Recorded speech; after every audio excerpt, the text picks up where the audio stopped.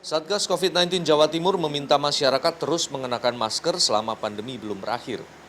Pencabutan PPKM hanya membolehkan pelibatan massa dalam jumlah besar, tapi bukan meniadakan protokol kesehatan. Menurut juru bicara Satgas COVID-19 Jawa Timur, Mahyan Jibril, aturan selama pandemi menciptakan gaya hidup baru, mengenakan masker yang justru membawa dampak baik bagi kesehatan. Karena penggunaan masker tidak hanya menghindarkan dari penularan COVID-19, tapi juga bisa menghindari infeksi lain seperti ISPA dan TBC. Masker tetap wajib digunakan di daerah berisiko tinggi, yaitu rumah sakit. Apakah efektif atau tidak? Nah, itu yang akan terus kita evaluasi. Di Pak Mendagri pun sudah menyampaikan ya, kalau misalnya nih ternyata nanti kita sudah lepas nggak ada PPKM, ternyata kok kasus itu naik lagi, ya mungkin bisa diberlakukan lagi sebenarnya PPKM gitu.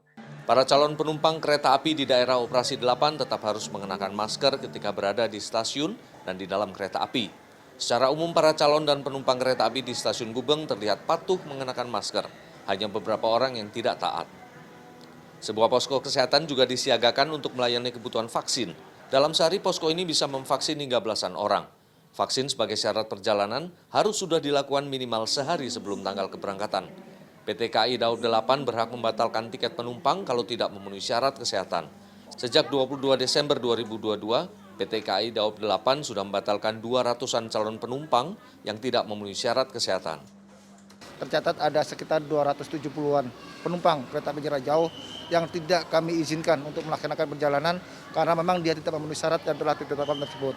Di antaranya adalah dia tidak atau belum melaksanakan vaksinasi booster ataupun juga suhu tubuh melebihi dari ketentuan yaitu 37,3 derajat Celcius ketika dia melaksanakan boarding. Epidemiolog dari Griffith University Australia, Diki Budiman membenarkan kondisi Indonesia saat ini sudah jauh lebih baik. Ini ditunjukkan dari angka penularan yang rendah dan capaian vaksinasi yang tinggi. Tapi Diki menyayangkan pencabutan PPKM ini. Pasalnya di Tiongkok telah beredar subvarian baru yang kemampuannya melebihi sebelumnya.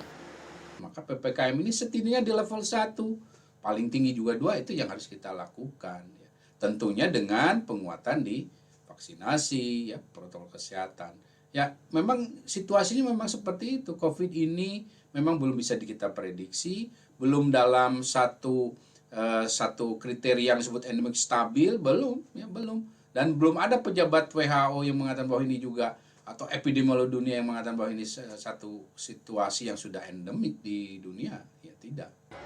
Diki Budiman menambahkan PPKM masih perlu diterapkan di penghujung 2022 ini atau setidaknya hingga Maret 2023. Andreas Wicaksono, Surabaya, Jawa Timur.